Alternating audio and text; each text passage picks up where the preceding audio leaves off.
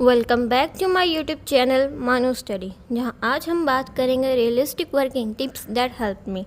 अगर तुम भी मेरे जैसे हो जो 6 बजे उठकर घर की साफ़ सफाई करके नहा के रेडी होके स्कूल और स्कूल में एंडलेस बोरिंग लेक्चर से थक कर घर आना, घर में चाय पीते हुए फ़ोन देखना एंड फ़ोन देखते हुए 1 घंटों का 2 घंटों में बदल जाना एंड छोटे मोटे काम करते फिर 7 बज जाना और फिर 7 से 8 एक दूसरा ब्रेक शुरू हो जाना एंड 2 बार की पढ़ाई के बाद सो जाना।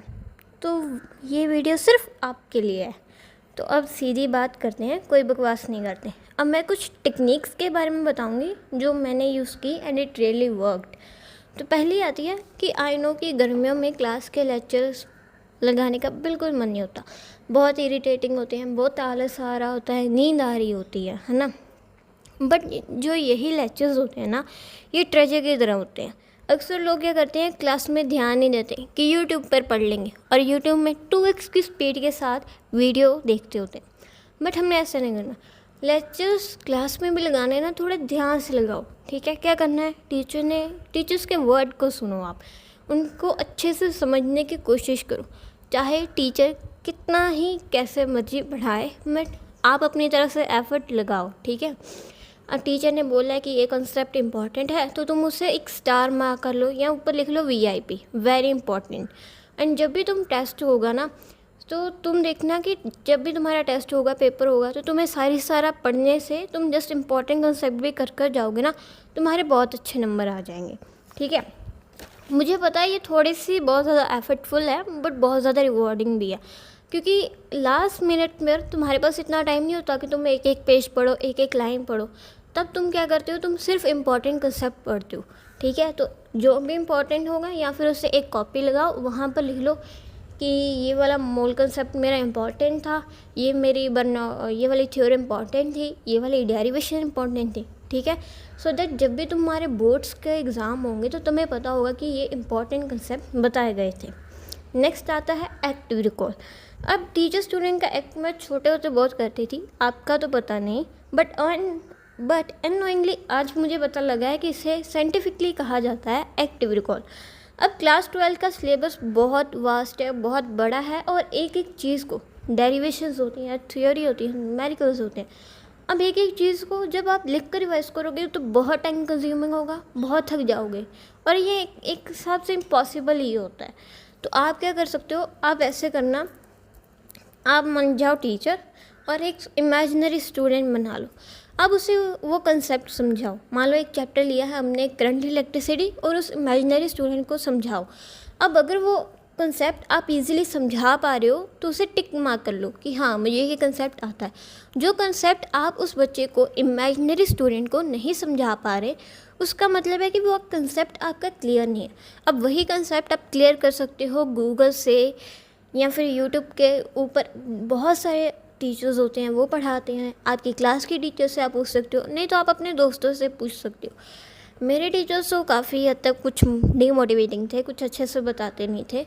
एंड यूट्यूब के ऊपर भी काफ़ी कम टीचर्स थे जो बहुत अच्छे से कंसेप्ट क्लियर कराते हैं। बट ये फिर भी बहुत अच्छा वे है जिससे आपको पता लग जाता है कि हाँ, मुझे ये वाला कंसेप्ट आता है और ये वाला कंसेप्ट नहीं आता। एंड थर्ड इज़ कि अपनी मिस्टेक्स को सुधारना। अब देखो क्या होता है कि यहाँ पर तुमने टेस्ट दिया होता है ना, तुम जब टेस्ट देते हो तो कई बार तुम तुक्के लगा कर आ जाते हो या फिर कई बार तुम आंसर्स जो होते हैं ना तुम्हारे गलत हो जाते हैं। तुम क्या करते हो, टीचर तुम टेस्ट देता है, तुम मार्क्स देखते हो एंड बस बात ख़त्म। हमें ऐसा नहीं करना। हमने क्या करना है, टेस्ट लिया, हमने मार्क्स को नहीं देखना, हमने अपनी मिस्टेक्स को देखना है कि हमारे मार्क्स कहाँ गलत हुए। मैंने वो आंसर गैस मारा तो किस बेसिस पर मारा, और अगर मैंने उसे गलत किया है तो क्यों गलत किया। अब केमिस्ट्री के बोर्ड एग्ज़ाम में मैंने ये चीज़ की थी कि जब भी मेरा टेस्ट होता था ना तो मैं अपनी मिस्टेक्स देखती थी and it help me a lot in chemistry के बोर्ड एग्ज़ाम। 3-4 सवाल ऐसे आए थे जो मैंने टेस्ट में गलत किए थे एंड बोर्ड एग्ज़ाम में मैं उनके आंसर सही लिख कर आई थी। अब एक साइड नोट है, आई नो कि कभी कभी तुम थक जाते हो कि तुम्हारे एफर्ट्स इनफ नहीं लगते हैं तुम्हें, बट इन दी एंड तुम एफर्ट डाल रहे हो, ये बहुत बड़ी बात है। देन दोस्त जो बस वीडियो देख के दूसरे वीडियो के ऊपर चले जाते हैं एंड खुद को फील कराते हैं कि हमने तो पढ़ लिया भाई, हम तो बस दिसंबर के आखिरी महीने पढ़कर बोर्ड्स को क्लियर कर देंगे, ऐसा नहीं होता। अगर तुम चाहते हो कि तुम्हारे अच्छे नंबर आएँ तो तुम्हें उसके लिए मेहनत करनी पड़ेगी, एंड तुम्हारी मेहनत का फल तुम्हें ज़रूर मिलेगा। फोर्थ आता है NCERT को सीरियसली लो। अब मुझे यही कहूँगी कि NCERT के फर्स्ट पेज से लास्ट पेज तक उसे अच्छे से रिवाइज़ कर लो। रट्टा नहीं लगाना है, हमने कॉन्सेप्ट को समझना है। आई नो कि कुछ कॉन्सेप्ट नहीं होते जो आपको फिर भी समझ नहीं आते, उस केस में आप रट्टा लगा सकते हो, बट फिर भी कोशिश यही करना कि आप उसको समझ कर करो। अब देखो, क्योंकि हम क्या करते हैं, तुम्हारे टीचर्स तुम्हें बताएंगे ये वाला मॉड्यूल ले लो, तुम्हारे कोचिंग वाले बताएंगे कि ये वाला मॉड्यूल ले लो, यूट्यूब वाले बताएंगे ये वाला मॉड्यूल ले लो। इन दी एंड तुम बहुत सारे मॉड्यूल्स लेकर देखना क्या होगा, तुम्हारे पास डिफरेंट क्वेश्चंस होंगे, हज़ारों क्वेश्चंस तुम लगाओगे, एक ही क्वेश्चन के डिफरेंट आंसर होंगे, डिफरेंट कॉन्सेप्ट लगाकर तुम्हारा माइंड कंफ्यूज हो जाएगा।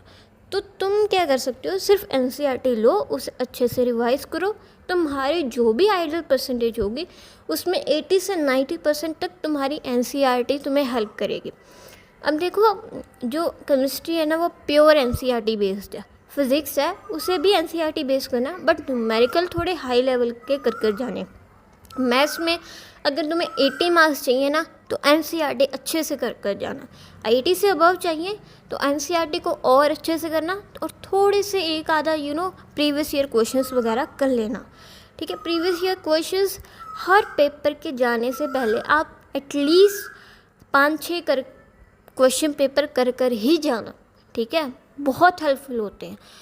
NCERT and previous year question लगा ही जाओ, बहुत हमारी अच्छी परसेंटेज आएगी। मेरी जितनी भी परसेंटेज आई है ये बस NCERT, previous year questions and मेरी मेहनत ही है, एंड जो टीचर्स ने मुझे पढ़ाया। ठीक है, फिफ्थ आ जाती है लास्ट एंड इम्पॉर्टेंट टेक्निक, वो is believe it, work hard for it and achieve it. जब तक तुम खुद में विश्वास रखते हो कि हाँ मेरे आ जाएंगे नंबर, और तुम पढ़ नहीं रहे हो तो इट इज़ इम्पॉसिबल। और अगर तुम पढ़ ही जा रहे हो, इम्पॉर्टेंट कंसेप्ट नहीं कर रहे अच्छे से, खुद में वो कॉन्फिडेंस नहीं है, तो तुम पेपर के दौरान पैनिक कर सकते हो और तुम्हारी परसेंटेज जितनी आनी चाहिए थी उससे कम हो जाएगी। तो तुम्हें क्या करना है, खुद में भरोसा भी रखना है, खुद में बिलीव भी होना चाहिए कि हाँ हो जाएगा, प्लस उसके लिए वर्क हार्ड भी करो और तुम्हें वो तुम्हारी मेहनत का फल ज़रूर मिलेगा। ठीक है, इट्स अ कॉन्स्टेंट रिमाइंडर कि जो तुम्हें हेल्प करेगा बहुत ज़्यादा। In the end thanks for watching and take care and do subscribe. ये मेरी ऐसी फर्स्ट वीडियो है एंड मुझे नहीं पता, अगर कोई टिप्स देनी होंगी तो नीचे ज़रूर बताना। Thank you for watching.